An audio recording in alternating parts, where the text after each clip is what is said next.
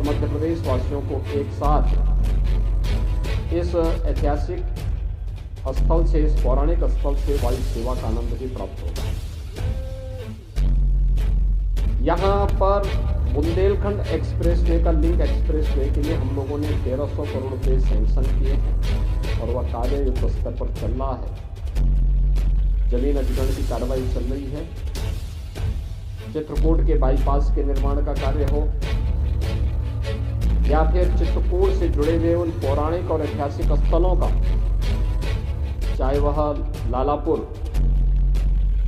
भगवान महर्षि वाल्मीकि जी की पावन जन्मस्थली के सुंदरीकरण और उसका पुनरुद्धार के कार्यक्रम को आगे बढ़ाने का कार्य हो, या संत तुलसीदास जी के पावन जन्मस्थली की सुरक्षा और उसके सुंदरीकरण के कार्यक्रम को, इसको हमारी सरकार तेजी के साथ आगे बढ़ा रही है।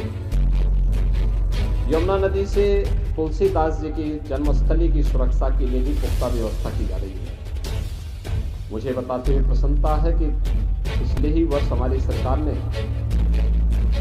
जगतगुरु रामभद्राचार्य विश्वविद्यालय, जो जगतगुरु रामानंदाचार्य पूज्य स्वामी रामभद्राचार्य जी के द्वारा स्थापित किया गया है, उसका राजकीयकरण किया है।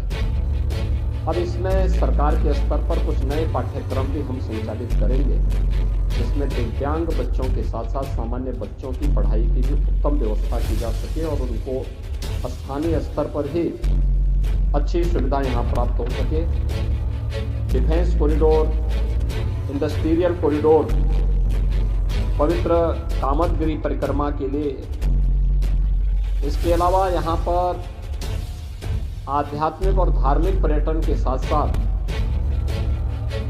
यहाँ के इको टूरिज्म के लिए बेहतरीन सेंटर के रूप में इसको हम विकसित कर सकें। इसके लिए रानीपुर का टाइगर रिजर्व को भी हम अच्छे ढंग से आगे बढ़ाना चाहते हैं। आज जब मैं यहाँ पे चित्रकूट आ रहा था तो मैं देख रहा था मंदाकिनी नदी में एक पुल है, सामान्य पुल है, बहुत पुराना है।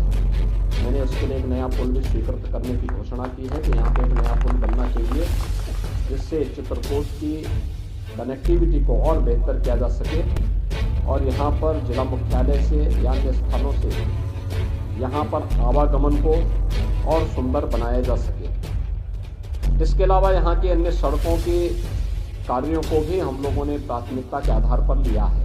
आज मैं खासतौर पर यहाँ मां मंदाकिनी के तट पर भगवान राम ने जहाँ पर संत तुलसीदास जी को दर्शन दिया था, इस पवित्र घाट का दर्शन करने, पूजन करने के लिए आया हूँ। मुझे विश्वास है कि बहुत शीघ्र चित्रकूट को बहुत कुछ यहाँ के भौतिक विकास के लिए, आध्यात्मिक उन्नयन के लिए प्राप्त होगा।